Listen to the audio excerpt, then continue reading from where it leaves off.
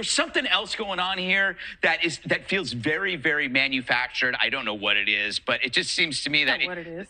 Go for it. It's Jake Sullivan. Yeah. Jake Sullivan is the national security advisor. He's in deep yogurt in the Durham probe, and he's been the one saying we have so much intelligence. An invasion is imminent. They said that last Friday. Yeah. It's the next Friday. Here we are. I don't think Putin is going to invade.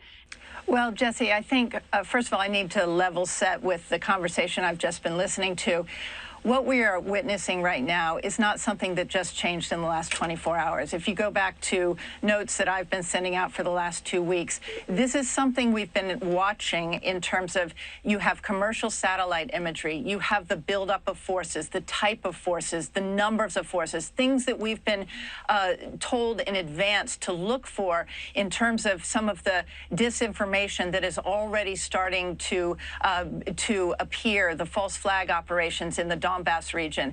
All of that is ticking up. This is something that through a web of intelligence sources as well as the surveillance imagery that you can see with your own eyes. This is something that has been expected. They have been watching it very closely, and they feel that they are now in the final hours and days in which there is still a small possibility to try to get Putin to accept the off-ramp of diplomacy. But as you heard from President Biden, and it is extremely significant, what he just said in terms of, from his point of view, Putin has already made a decision. That coincides with what I am hearing here at the Pentagon, from Western intelligence sources, from Western allies. This is a very different situation than I've heard comparisons to the Iraq War and WMD and, well, how do we know? We're seeing it with our own eyes. If you can't look at the kind of Iskander missile battalions that are now in Belarus, 30,000 Russian troops there, half of his Air Force has now been deployed toward Ukraine. I am told in just moments ago from a senior defense official that 40% of his 190,000 troops who are on the border with Ukraine are now in attack positions. That is something that we have been waiting for. They were in those barracks. They are now moving into assault positions. They could move in a matter of hours or days.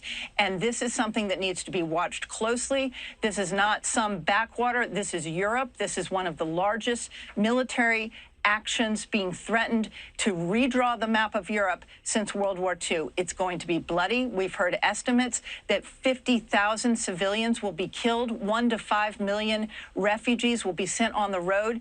The level of destruction and the bloodiness of this invasion, if it moves forward, and again, they are doing what they can to try and get Lavrov and Blinken to meet and to say that if there's an invasion before that meeting on Wednesday, that then those sanctions and everything else goes into place, and we're in a whole different world at that point. But right now, every American should be watching this and knowing that this is deadly serious. This is not some wag the dog situation. To even mention the Durham probe in the same sentence as what we know and what we can see with our own eyes in terms of the military buildup and knowing what Vladimir Putin is capable of. I served in Moscow from 1996 to 99.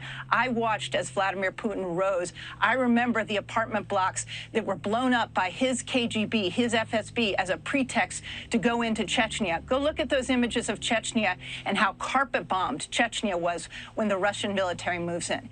This is not a precision, small, pinpointed strike. This will be the full weight of the Russian military going into Ukraine if someone doesn't stop it in the coming days. Can you feel the difference between someone who actually knows what she's talking about versus the mindless ramblings of the partisan hacks who get most of the attention on Fox?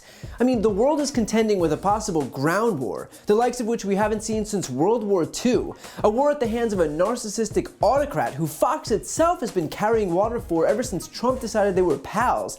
And Kennedy's response here is to dredge up the Durham probe, a probe that was completely discredited because it turns out that Fox lied about its contents. If you needed any other proof that these are not serious people and that Fox is not serious news, but rather just naked partisans grasping desperately for their endless, tired attacks on Hillary Clinton, I'm pretty sure that this should seal the deal. And if you were wondering what the deal is with the Durham probe, Fox has been pushing this narrative that an investigation showed that Hillary Clinton spied on and infiltrated Trump's campaign and the White House. Except that's not at all what the investigation revealed. It's just what former Trump staffer Kash Patel claimed, and that Fox misrepresented to be the truth. Even John Durham himself distanced himself from the narrative. And when Hillary Clinton came out and suggested that Fox was erring dangerously close to actual malice in its reporting, which is the legal standard for defamation, well, you wouldn't believe this, but Fox barely uttered a single word about the probe after that. It's almost like they knew that their narrative was complete BS, but pushed it anyway until they were threatened with legal action. So for Kennedy to bring up that talking point as a way to put all the blame on the Biden administration, instead of the Russian president who just amassed 190,000 troops on the border of a sovereign country, really does give the game away. It's telling too how forgiving Fox is when it comes to Putin. Again, Putin's amassed nearly 200,000 troops on Ukraine's borders. They're in attack positions, their military drills with Belarus that were set to end have been mysteriously extended. Russia has a history of invasions, as late as 2014 with Crimea and 2008 with Georgia.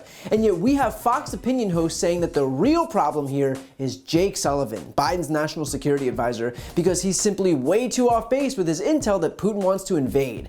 I mean, dear God, for a party that pretends like it has some monopoly over common sense, where in the world is the common sense here?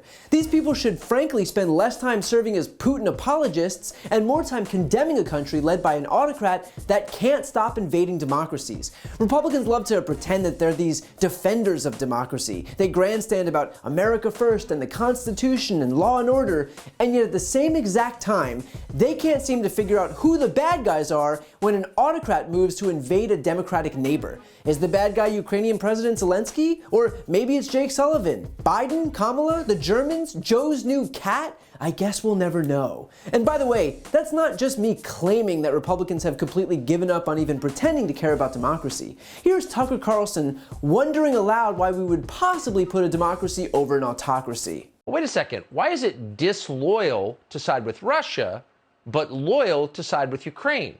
They're both foreign countries that don't care anything about the United States. Kind of strange.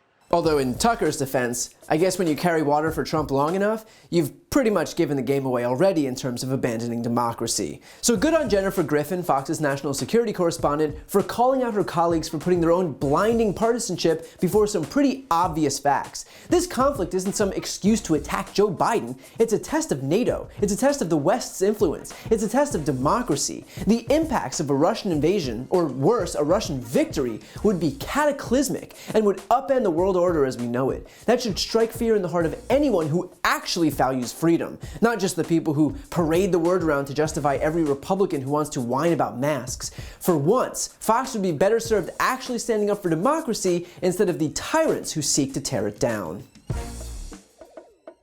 To see more videos like this, click the subscribe button right here on this screen. And if you want to support my work, subscribe to my podcast, No Lie with Brian Tyler Cohen. I cover the most important stories each week, and my guest is always one of the top political figures, including Vice President Kamala Harris, Jen Psaki, Elizabeth Warren, Pete Buttigieg, Nancy Pelosi, Katie Porter, Cory Booker, and so many more.